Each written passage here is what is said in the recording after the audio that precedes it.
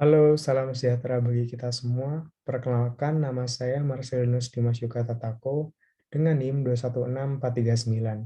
Saya berasal dari kelas A2, Prodi S1 Pariwisata. Pada kesempatan kali ini, saya akan mempresentasikan hasil tugas saya mengenai studi kelayakan usaha. Usaha yang saya ambil adalah budidaya jamur tiram. Tugas ini saya serahkan sebagai pemenuhan tugas mata kuliah Tourism Finance yang diampu oleh Ibu Sri Wahyuni.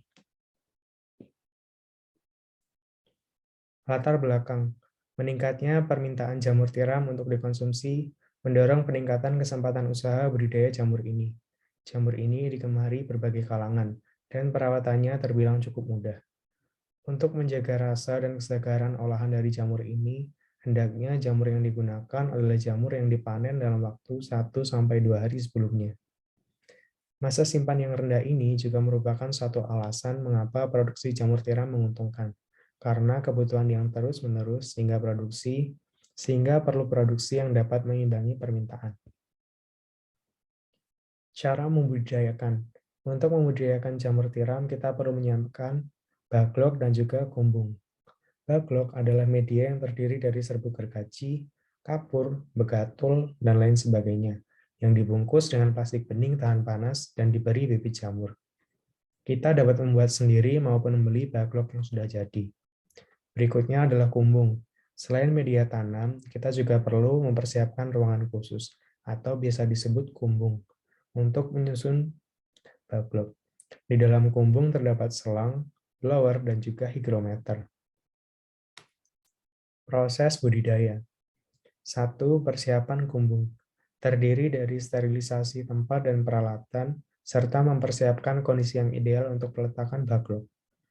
2. Persiapan bibit. Terdiri dari pemilihan dan penataan backlog dalam kumbung. 3. Perawatan. Terdiri dari kegiatan membuka tutup backlog setelah 2 hari, penyiraman, kontrol cahaya yang masuk, dan kontrol kelembapan selama proses budidaya. 4. Panen. Panen dapat dilakukan setelah 1-2 minggu setelah pembukaan tutup backlog, dan saat jamur telah mencapai ukuran yang dirasa cukup untuk dipanen. Tujuan. Tujuan dari budidaya jamur ini adalah untuk menjawab kebutuhan konsumen akan jamur segar setiap saat dan memperoleh keuntungan dengan produksi yang optimal. Selain itu, tujuan studi kelayakan adalah 1. Mengetahui potensi dari usaha yang akan dijalankan. 2. Mengetahui peluang dan hambatan yang akan dihadapi. 3. Melihat kelayakan usaha. Aspek pemasaran, terdapat permintaan dan juga penawaran. Terdapat permintaan akan ketersediaan jamur tiram oleh masyarakat, baik kalangan rumah tangga maupun industri seperti rumah makan. Penawaran menawarkan ketersediaan jamur tiram segar guna memenuhi kebutuhan konsumen setiap saat. Berikutnya adalah segmentasi pasar. Segmentasi pasar yang ingin dicapai dengan usaha ini adalah semua kalangan masyarakat yang menginginkan atau membutuhkan suplai jamur tiram segar. Dan target pasar adalah konsumen yang membutuhkan jamur tiram segar baik untuk konsumsi rumah tangga maupun industri kuliner. Nilai tambah, harga yang terjangkau dan jaminan ketersediaan suplai jamur tiram yang segar, bersih, dan pengemasan yang aman. Berikutnya, struktur pasar. Struktur pasar yang ingin dicapai oleh usaha ini adalah pasar persaingan terbuka, karena terdapat pula usaha yang bergerak di bidang serupa, namun belum tentu memiliki kapasitas dan kualitas produksi yang sama. Yang terakhir adalah persaingan dan strategi pesaing. Demi mempersiapkan diri dari adanya kompetitor, maka kami selalu berusaha belajar dan meningkatkan kualitas budidaya atau perawatan, dan menjaga kelayakan usaha kami agar tidak malah terjadi penurunan standar dan kualitas dari hasil produksi kami. Selanjutnya ada tim manajemen. Dalam menjalankan usaha budidaya jamur tiram, sebenarnya dapat dilakukan secara individu atau dilakukan sendiri oleh pemilik usaha.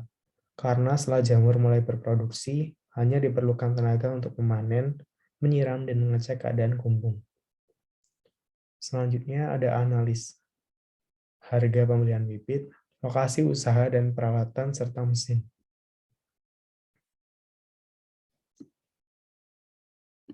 Lokasi usaha.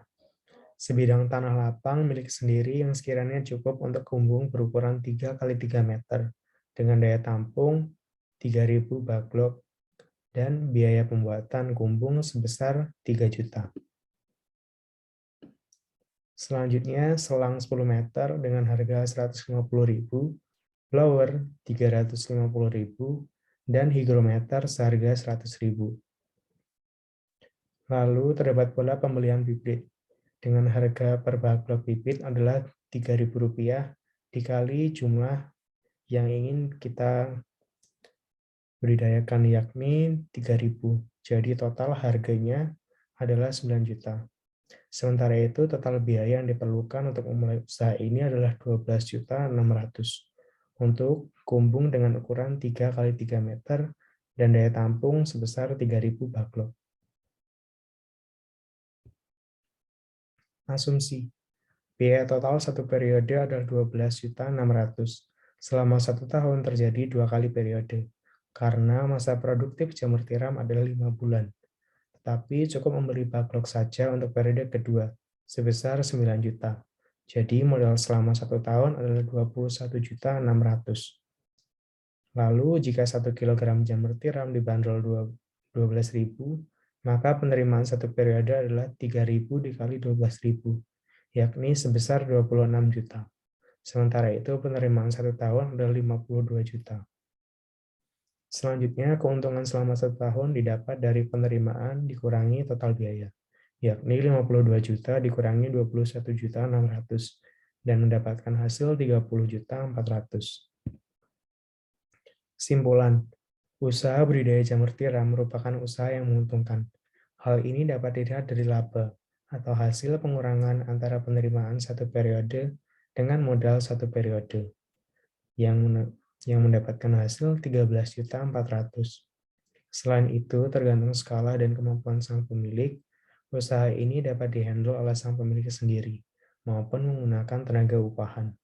Namun, akan lebih menguntungkan bila dilakukan sendiri, mengingat bahwa skala usaha yang saat ini dapat dibilang cukup kecil.